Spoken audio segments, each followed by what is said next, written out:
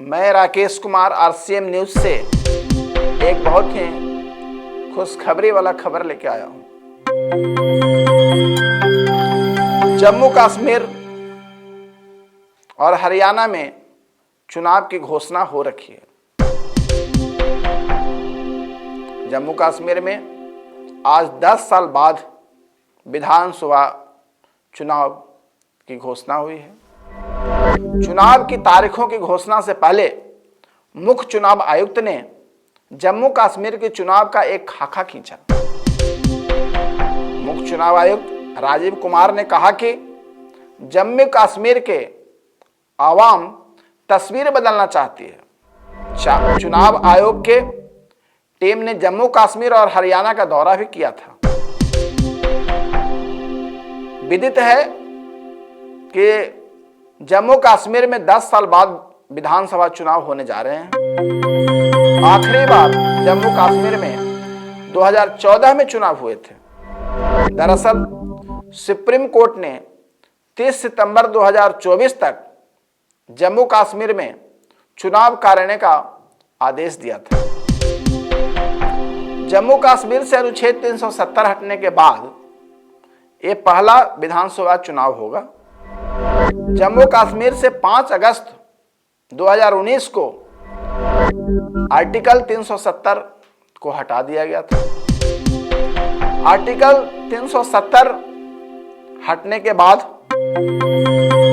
जम्मू कश्मीर में बहुत बदलाव देखने को मिला। सबसे पहला बदलाव तो हम कह सकते हैं कि वहां टेररिस्ट जो थे उसमें डिक्रीज हुआ, मतलब वो जो घटना घटी थी उसमें कमी आई। जम्मू कश्मीर में 370 हटने के पहले जो पथराव होते थे सेना पर, भारतीय सेना पे और पुलिस वालों पे, उसमें बहुत ज्यादा कमी आई। और भी 370 हटने के बाद जम्मू कश्मीर में इन्वेस्टमेंट भी, बड़े बड़े कंपनियां इन्वेस्टमेंट भी किया। 370 हटने से जम्मू कश्मीर में अब बाहर के लोग भी, जम्मू कश्मीर से में जो बाहर से जो लोग हैं वह भी अब जम्मू कश्मीर में जमीन जायदाद खरीद सकते हैं। तो कई तरह की पाबंदियां 370 रहने से था जो हट गई, और हटने के बाद पर्यटकों की एक भारी भीड़ भी हो रही है। और आपको विदित है कि जम्मू कश्मीर की जो जनता है उनको सबसे ज्यादा आमदनी पर्यटक से ही होती है। केंद्र शासित प्रदेश बनाए जाने के बाद जम्मू कश्मीर में पहला बार विधानसभा चुनाव होने जा रहे हैं। राज्य की 90 विधानसभा सीटों पर मतदान के लिए चुनाव आयोग ने चुनाव तारीखों का ऐलान कर दिया है। जम्मू कश्मीर की जनता 5 साल के लिए अपनी चुनाव सरकार चुनने की 18 सितंबर, 25 सितंबर और 1 अक्टूबर को मतदान करेगी। सुरक्षा के लिहाज से संवेदनशील केंद्र शासित प्रदेश में विधानसभा चुनाव 3 चरणों में कराए जाएंगे। यह चुनाव आयोग ने घोषणा किया। विधानसभा चुनाव के नतीजे 4 अक्टूबर को आएंगे। पहले फेज में 24 सीटों पर चुनाव होगी, दूसरे फेज में 26 सीटों पर चुनाव होगी और तीसरे फेज में 40 सीटों पर मतदान होना है।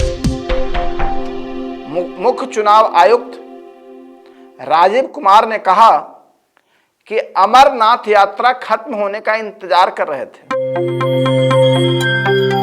सच पूछो तो सुप्रीम कोर्ट का भी आदेश था। जम्मू कश्मीर में इस समय करीब 87 लाख मतदाता हैं। यहां 20 लाख से ज्यादा युवा हैं। 20 अगस्त को फाइनल वोटर लिस्ट जारी होगी। तो जम्मू कश्मीर एक बहुत ही सेंसिटिव केंद्र शासित प्रदेश माना जाता है। वह हमेशा उग्रवाद से प्रभावित रहा है और चुनाव आयोग के लिए जम्मू कश्मीर में मतदान कराना एक बहुत बड़ी चुनौती है। वहीं हरियाणा को लेकर कहा गया कि हरियाणा में भी 2 करोड़ से ज्यादा मतदाता हैं। 90 में से 73 सीटें सामान्य वर्ग के हैं।